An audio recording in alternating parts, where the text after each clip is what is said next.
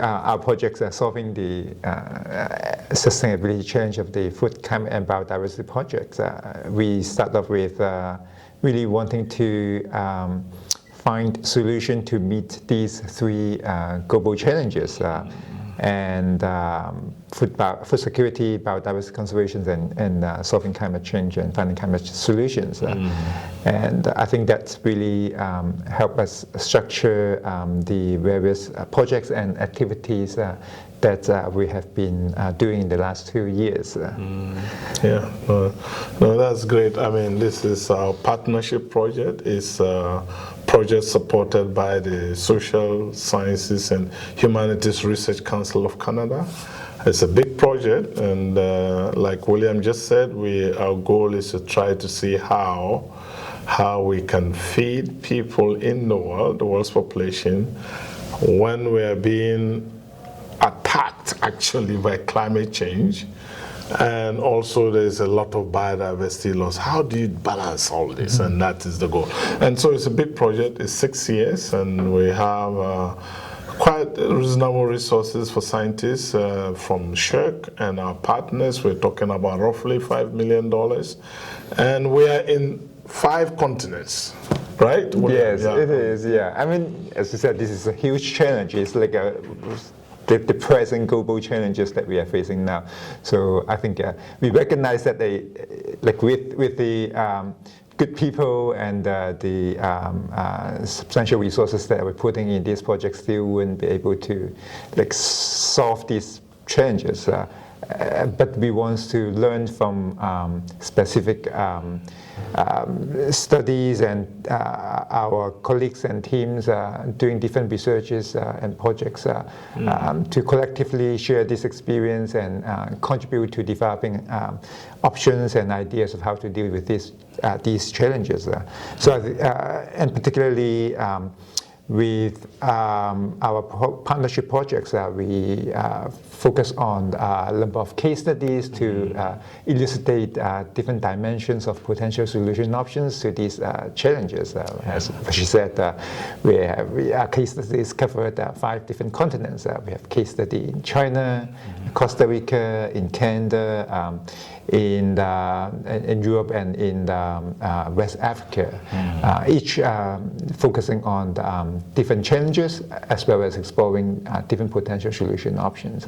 Yeah, wonderful. Yeah, that's great, Dan. William, that's a good addition to this, in the sense that those who know William and myself, we do a lot of global studies.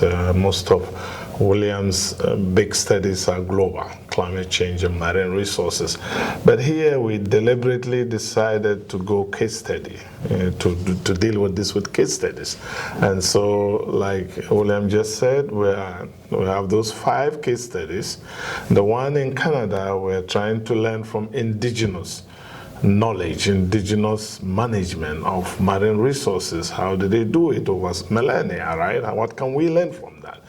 And then we move on to the Netherlands, where we're looking at the circular economy in general and some modeling work, because our partners are good in this. In West Africa, we move on and look at how gender and IUU fishing, which is illegal, unreported, and unregulated fishing, actually comes into play with the FCB. So it gets even more complicated, right? We bring in 2 other variables, and gender and IUU fishing. And we can go on. Maybe William will take us to the other continents and give a little bit more information about what we're doing there. Definitely, yeah.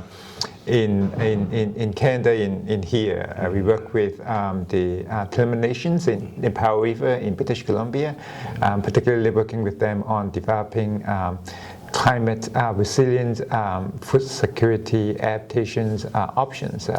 And in Costa Rica, the coastal fisheries are being challenged with changes in ocean conditions because of climate change, as well as water quality because of the nutrient inputs from farming activities further upstream, and that goes into the coastal area. Yeah. So they are trying to explore nature-based solutions such as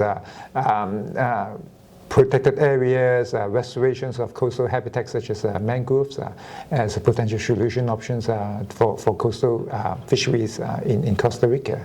And in China is looking at a very important dimensions in seafood security, which is also lots of discussion and debate about their sustainability, which is aquaculture. And particularly they're looking at potential sustainability of some of the mixed aquaculture developments in China. China being one of the world's leading countries in developing aquaculture, and so there's lots of useful lessons that we can learn from there. Wonderful, wonderful. Yeah, and even though we are doing case studies, there are a number of elements to our partnership which maybe need highlighting. Number one, we are very interdisciplinary. William is an ecologist as a key discipline, and I'm an economist. We move around. In fact, some people think William is an economist now, and they think I'm an ecologist, which is great. We are very interdisciplinary, and so is our team.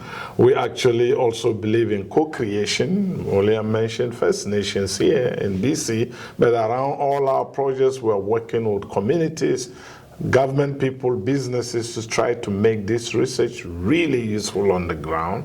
And in addition, we have an integrative team that is looking at what is happening in all these case studies. So at the end of the project, we'll be able to say something about FCB, food, climate change, and biodiversity in a more comprehensive and integrated way. Yeah, and we also want to connect what we learned and our research, the knowledge generated to users of those research, those that are also actively thinking about developing solution options to solve these global challenges, particularly from our non-academic partners. These include NGOs, government departments, and international organizations. So we have example with working with the Telemon Nations, First Nations in British Columbia, co-developing these adaptation options.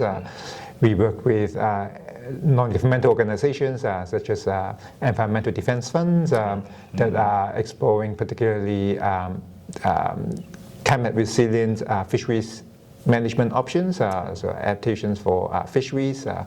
And we work with international organizations such as WorldFish or colleagues from the African Development Bank that really are some of the global drivers of developing projects and initiatives to help develop and support those solution options. So we want to help translate these knowledge and transfer this knowledge to help also inform these partners in working with them in supporting their works in finding these effective options that could help solve these global challenges. Wonderful, yeah. And I tell you, we are not halfway through our project. We're not yet at the midterm. And we do have some impressive results to actually report to you. The project is moving, is doing amazing stuff. I mean, what we have achieved is actually so so much that I can't put it in my head, maybe William. So actually we have a list here for you, right? And William, what is it? We have at the moment the sum of our publications. So we have already some key, even it is just a little bit more than 2 years since the start of the project, we already have 8 core publications from our project activities, and we also have even more related publications. And this intentions of the partnership, we know that the resources that we can support for the project-specific program-specific projects are limited. But this partnership really stimulate and connect to other activities that our partners and their collaborators are doing in contributing to these overall goals. So if you count with that, that account for like over 200 related publications on the projects as well. And this is really important point that William just made, and shared partnership grants actually know that they see the grant money as seed money to help us really expand and complement and connect and extend. So these related publications are really crucial, and that only means that there is no direct funding from our core project or partnership money, but it's all kind of part of the seeding and growing and extending and involving students. So that's very important. Yes, and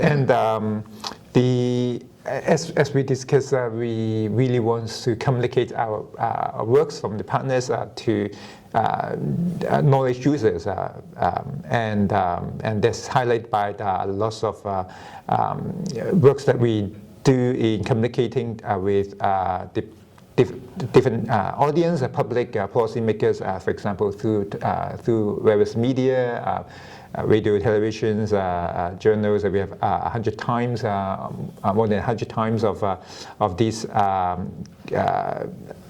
mentioning in the media. Yeah, so we also because we want to make sure that not only academic audience hear what we have been doing, so we also provide lots of different presentations for organized by non-governmental organizations, governments that really help to communicate our works to a much broader audience beyond academia. Yeah, and that is great. And one aspect of this we haven't mentioned is the training of new scholars.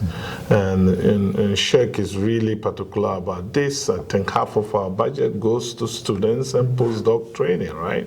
So that is very important. The thing is, this project aims to contribute to future leaders in this field who will keep us going, into the future, and that's a big part of it, of our work. Yeah. Yes, and we have a early career groups in the partnerships, which include students, postdocs, and others who identify them as early career scholars, to create a specific space for them to discuss and exchange their ideas, and also develop initiatives that would benefit their training and knowledge exchange as well. Mm-hmm. So you've heard about our project, our goals, and our products so far, and those are only going to expand with time. And one other aspect of our project is really funding conferences and workshops to get us to talk together and work together. We brought the whole team here to UBC in our first year. And next year, we're going to go to Costa Rica for our second project, partnership-wide meeting. And so, that is also part of the whole thing, and educational aspect of it. Yeah. Definitely, yeah. And I think these opportunities of bringing people together are really one of the key and important elements of our partnership, where I think the idea is to connect colleagues to discuss ideas and collectively work on projects that relate to the different case studies, and then try to share experience and develop new initiatives that really generate ideas and outputs and that not individual case study can do, that we can complement with one another with different expertise, different focuses, and different experiences. Yeah, exactly. And so capacity building and sharing is a fundamental part of this, learning from each other. And I can give you some two examples. And the West Africa group is so keen on agriculture, and China is a world leader in agriculture. Already, 2 of our professors are, one from Ghana is going to China to work together with our Chinese professor to kind of learn and see what we can learn from China, the good stuff, and what we don't want to touch, the things that China hasn't done well, and that is part of it. And another example is the Costa Rica group were very excited to hear the West Africa group talking about gender. And they said, oh, actually in our own space, nobody talks about gender. So this is wonderful. We should meet together. We should collaborate. So that's the kind of thing we really want this partnership to do. And we are doing it, and we'll do more of it. Definitely. And we also communicate and provide this capacity building and training with our non-academic partners as well. So we work with, for example, the nations in developing pathways and a plan for adapting to climate change for the seafood, and our researchers work with their team in the nations, really sharing with them the approaches that our colleagues develop in using participatory approaches, workshops, and particularly in some of the unique methods such as scenario development, discussions of different seeds as initiative for climate adaptations, to develop specific action plans for them to explore as part of their adaptation options. And I think this is really another example of helping transfer the academic knowledge to our non-academic partners, trying to see how the more theoretical and academic works can be used and be helpful in more real-world and practical settings in solving problems. So this is great, and you've now heard about our project, and we're just starting. We're making progress. Already some impacts, but hey, stay tuned. This is just the beginning. A lot is to come. We are in full gear now, and we're going to continue pushing the envelope, trying to help find insights and knowledge, pass it on to those who can actually use it and implement it, so that we have a world where we can feed very soon 10 billion people in the face of climate change, and without destroying our biodiversity, and that is the big goal. And so I close with that, and my colleague will wrap us all up. Yeah. No, I think the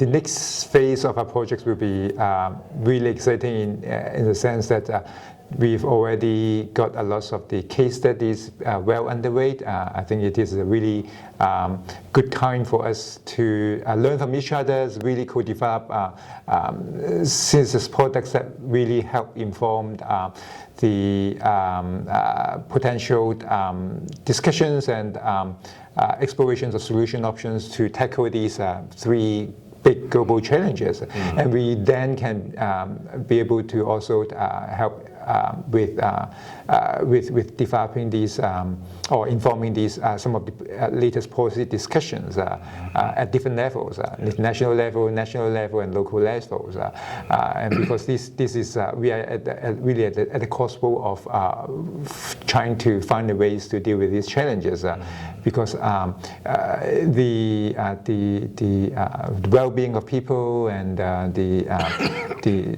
sustainability of the environment and the society really hinge on how well we are solving these challenges. So I think we hope that our works can help contribute to improving that as the next phase of our project.